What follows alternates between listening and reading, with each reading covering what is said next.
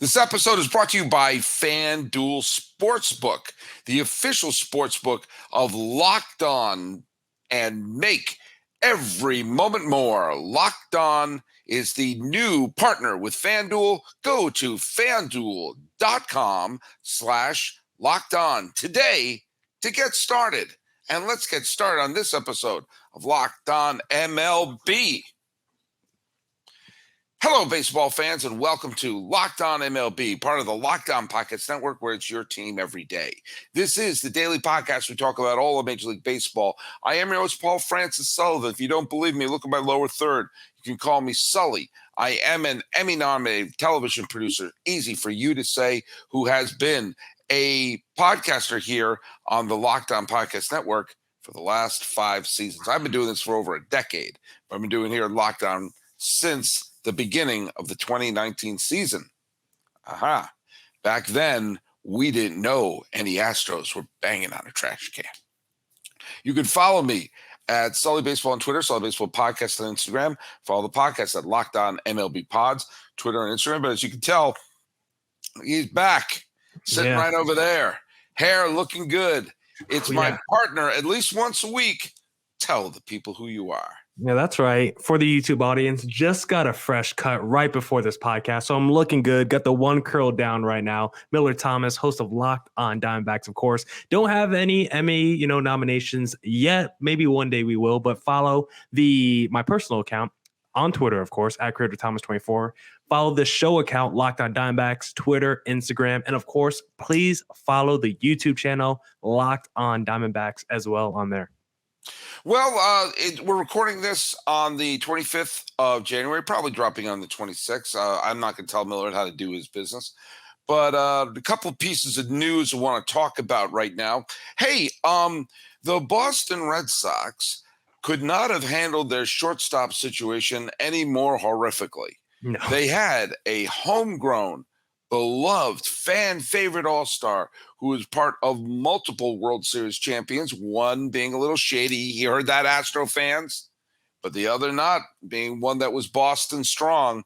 Xander Bogaerts, the X-Man, Xander Bogaerts, someone whose name, like Noma, was built to play in Boston, played a decade with the Red Sox, was right there to be signed to an extension throughout the last few seasons. Boom. He's in San Diego. Oh, but don't worry. The Red Sox were smart. You see, they were super smart. And what they did is they got an insurance plan, which was they signed Trevor Story, or as they called him in Massachusetts, Trevor Story, to come in, and he would play second base. And when Xander skedaddled, which eventually they were going to, Trevor Story would move over to shortstop, and everything would be Jake. Except they forgot to check if he was healthy, and he's not, and he's going to miss, if not the whole season, then a big chunk of the season. Oh, if only they could find a star shortstop. Why can't they acquire players like Xander Bogaerts? Well, today, the Red Sox, actually it was the other day, Adalberto Mondesi. We need the Boston accent. Adalberto Mondesi, who had one of my favorite little, for the lack of a better word, footnotes in baseball history. He is the first person ever to make his major league debut in the World Series. Oh, he was part of the 2015 Royals. He's a minor leaguer for the 2015 Royals. He got called up but didn't get to see an at-bat down the stretch. And there was a series of injuries to the Royals roster, and they put him on instead of Johnny Gomes, who probably was a more veteran bat, because they wanted to have someone on the bench who could give them a little bit of depth, in various positions. And he came up and struck out as a pinch hitter in the World Series against the Mets. So he got a World Series ring before he played in his first major league game. So there you go. The man has a ring, and then went on to make his big league debut. He wound up playing the last parts of the last 7 seasons Leading the league in stolen bases, by the way, Mhm. in the truncated 2020 season, with a whopping 24. Ricky Henderson used to call that a week, but he got 24. He Also only led the league in caught steals that season too. That is true. Yeah. That is true. He only played 15 games last year, so the man is durable. He was acquired by the Red Sox in exchange for pitcher Josh Taylor. He's frequently injured. He had a torn ACL that basically wiped out his season last year. He had left shoulder surgery and an ACL that required surgery. So clearly they are getting the next Cal Ripken Jr. in terms of durability. Oh, congratulations, Red Sox. You now have 2 injury-prone shortstops to fill the hole.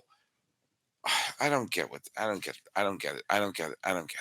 Yeah, and it's hard to talk yourself into if you're a Red Sox fan because, like you mentioned, that durability with Mondesi. When you look at the games played for his career, only one season, 2019, was the only time he's played over 100 games at any point in his career, and that was only 102 games. So this is someone that has barely been healthy throughout his career. He has been a speedster, but coming off the season he just had, you have to worry about maybe the speed has diminished a little bit, and the Red Sox just don't have many options in the middle of the infield. Trevor Story still sounds like a little confident that he's going to come back and play at some point during the season, but it's already feeling like a lost year for the Boston Red Sox. They feel like the worst team in that division. And when you look at this trade, yeah, they acquired a shortstop, something that they really needed, but they gave up Josh Taylor, who had like a really solid season last year at the Red Sox. And the Red Sox bullpen has been their biggest issue the last couple of years. So it's like you're trading away bullpen pieces. You're DFAing guys also in that bullpen. I know you want to talk about Matt Barnes a little bit, but it's like, the bullpen has been the weakness of this Red Sox team, and we know the middle of the infield is a weakness too, but you can't trade weakness for weakness. Like, that's not going to help you if you're the Boston Red Sox. So I just don't understand, and we've been saying that for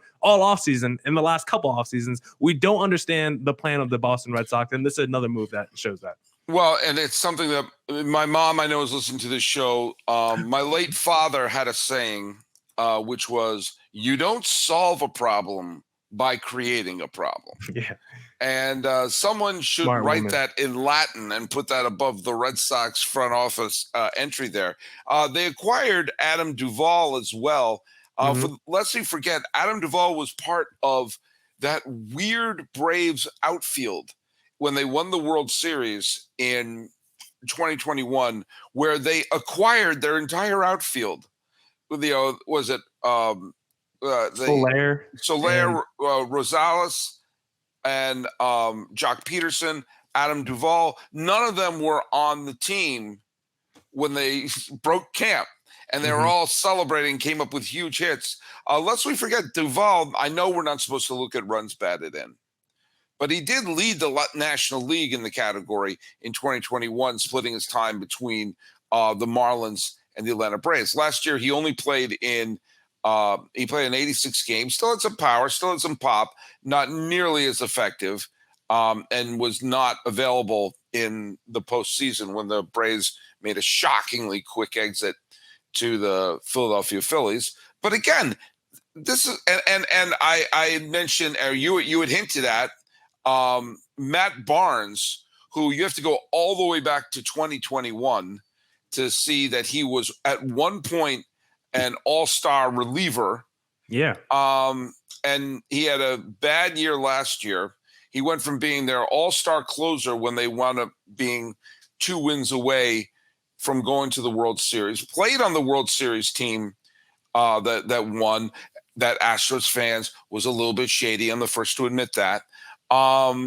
He played 9 seasons with the Red Sox, really 8 seasons because he only had a cup of coffee in 2014. But he's been DFA'd, which shows you how quickly things can turn around from a reliever. All-star team in 2021, cut from the roster after 2022. This is one reason why you probably shouldn't sign relievers to whopping long-term deals. And, relievers should probably have that little bit of a cluttered baseball card where they play for different teams every year. I think Barnes will find a home.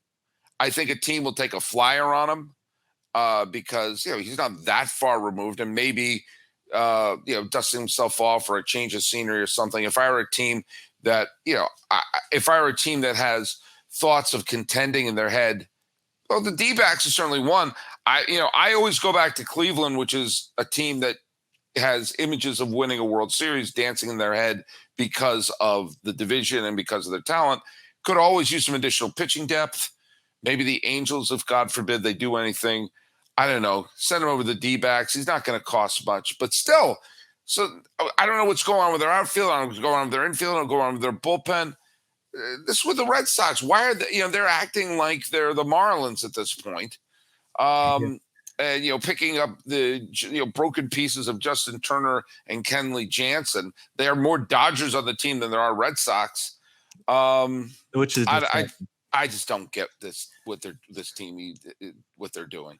Yeah, I would not be surprised if the D-backs want to put a claim in on Matt Barnes, because don't forget Mike Hazen, that connection to the front office with the Boston Red Sox was definitely there for the scouting of Matt Barnes. And the D-backs have had a little bit of a philosophy shift this offseason. The bullpen want to go after hard-throwing guys. Matt Barnes, still mid-90s fastball kind of guy.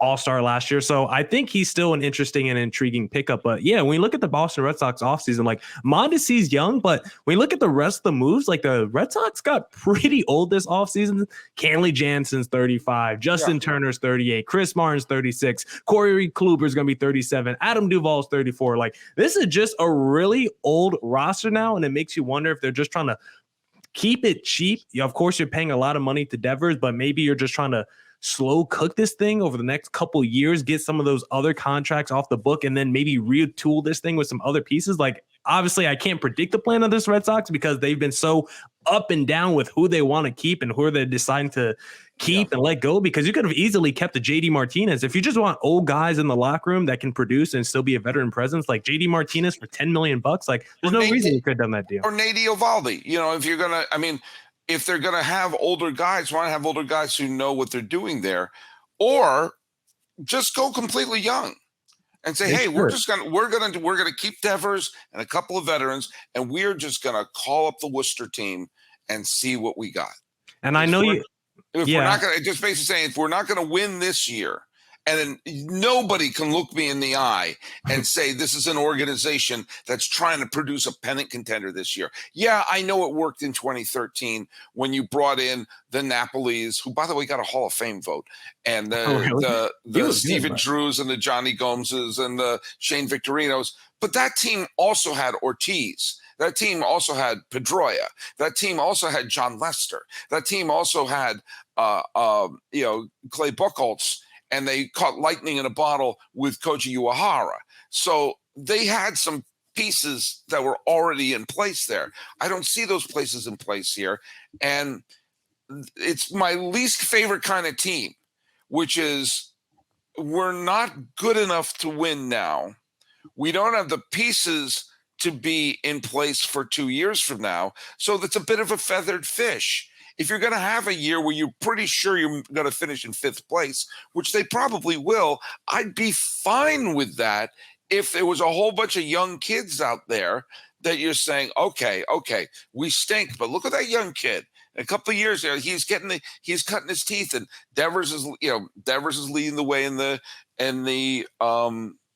infield. Kiki Hernandez, you have a couple of veterans there, but the rest of it are young kids. And you're like, okay, by 2025, this is going to be a real solid contender. I think Red Sox fans will be fine with that, but not this. Yeah, and even if you're not really trying to compete, I would rather just keep the quality pieces on my team so they can be assets that can move at the trade deadline. Mm-hmm. Like, I know you want to talk about the best remaining free agents later. Like, someone like Michael Wacha had a really fantastic season with the Boston Red Sox. He's not going to break the bank. You could have easily brought him back this year. And if you see the season's not going the right way, trade him to a contender, just give back some mid-tier prospect who's not even going to be that good, but at least you're building the foundation of treasure chest pieces and building toward the future and adding younger assets, because you never know. Sometimes those random deals where you get a player to be named later, sometimes those guys turn into future all-stars and stuff like that. So if you could just keep adding pieces and assets and young guys to your farm system and to this team, like that's what you should be doing if you're the Boston Red Sox. Right now, like you said, they're in sports purgatory. They're in no man's land, which is always the worst place to be. especially with the new way that the MLB draft is working now, where it's like more of a lottery system. Like, if you're going to get that top pick, you have to be really bad. And the Red Sox are still making moves where it's like, yeah, we know we're not going to win the World Series, but we're not trying to bottom out either. They're not doing the Cincinnati Reds or the Oakland A's where it's like, we're coming into this year and we know we have no chance of winning the World Series. So we're going to put the worst product on the field as possible. The Boston Red Sox are not doing that. They're still trying to salvage their product and what they're going to put on the field, but we all know it's not really going to amount to anything that's really that important.